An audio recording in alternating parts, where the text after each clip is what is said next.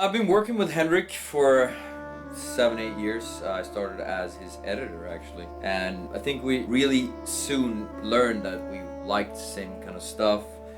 We had a really good sync in all the commercials that we were working with back then. And he came to me with the script and said, do you like this? And I said, yeah, I really do. Yeah, that's how it started. I wrote this story, I presented it to my colleagues. We shot a short pilot with just some tests. Which turned out really great. And with this material, we could show other people what we were talking about. We showed it to Swedish Television, SVT, and an English distributor, ITV. So we got financed and then we start shooting. Jordskott is created by sort of my film family, people that I worked with in commercials for many, many years. My photographer, Pelle Hallert, we've been through a lot of things after like 15 years of filming together. We know each other like really good friends. I trust him 100%.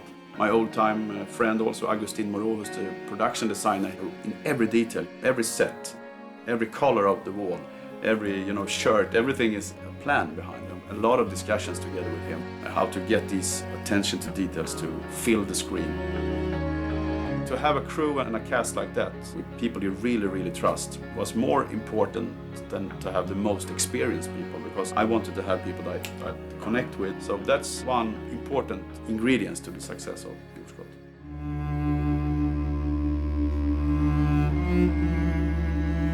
Actually, I think it was really good for the project that I didn't really have the big experience of making a TV series. And Henrik as well as a creator, if I made 4 TV series before, I maybe know, well, that's impossible. I would say no directly. Instead, I was like, oh, well, let's try it. We wouldn't take no for an answer. If there was something that wasn't solvable, let's make it solvable. Last 3 years, pretty much every day, every night, no sleep and no weekends. I guess we pushed a bit harder. We pushed the crew, we pushed the actors, we pushed everybody. We have ravens, we have dogs, we have children, explosions, cars crashes and underwater scenes and everything. It was going to be a tough shoot in many ways, and of course a lot of emotions. Having this enthusiastic team, going the extra mile for this project, that really helped everything to turn out as well as it really did. Skjut då! Skjut då, din vägen!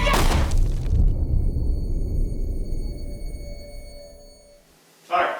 Arbetet har varit extremt intensivt och lustfyllt på samma gång. Det har varit väldigt, väldigt hårt jobb. Vi har ju filmat i 8 månader och jag tror att jag har haft 100 inspelningsdagar och jobbat 10-12 timmar om dagen. Så att det har varit så här mycket jobb. Ibland var det plus 46 grader i solen när det var som värst. Så där var vi ju rätt möra efter de dagarna. Va? Till -2 ute i skogen helt plötsligt. Va? Så att det spänner från -2 till plus 46. Så man var lite dränerad i huvudet ibland. Men jätte lustfyllt. Väldigt roligt projekt att få vara med och göra. First 8 pages that was written of Jordskott, it was more the touch, the feel, and sort of the unique story and storytelling that I really loved. If you take the vampire stories, you take the zombie stories, they all have their sort of older stories to tell. This is a vampire, this is how they work. This is a werewolf, that's how they work. And we had the Swedish mythology to base our story on, but we wanted to make our own. We wanted to make it, what if there was actually creatures from the Swedish mythology in our own world right now? What do they come from? What could be real in them? So sort of a realistic approach with the police. I mean, if there was something weird happening in Sweden, the police would come, they would look into this. And that, I think, could work a lot more places than just in Sweden. You always build something up in your mind, so this is the way I want it to look, or the way I want it to be. And I know exactly how the day will work out, and then everything changes directly. We have to do some compromises, we have to rethink, we have to rewrite stuff. Also, we get opportunities that we couldn't expect. For example, when we find the mention of Eva Törnblad.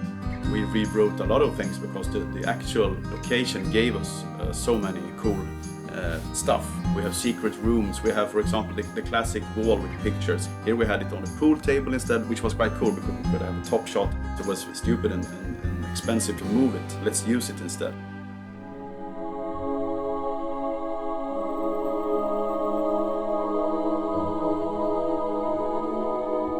It's not exactly the same as I pictured it, but it's equally good, and it's in many ways it's even better. I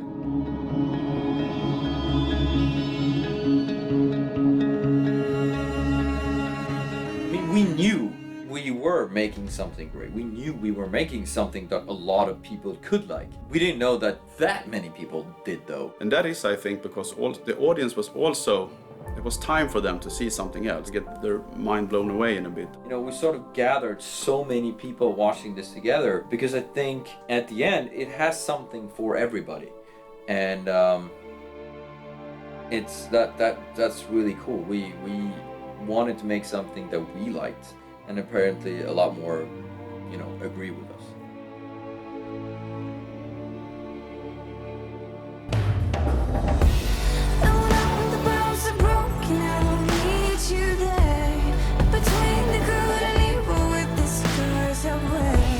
And the words were left unspoken and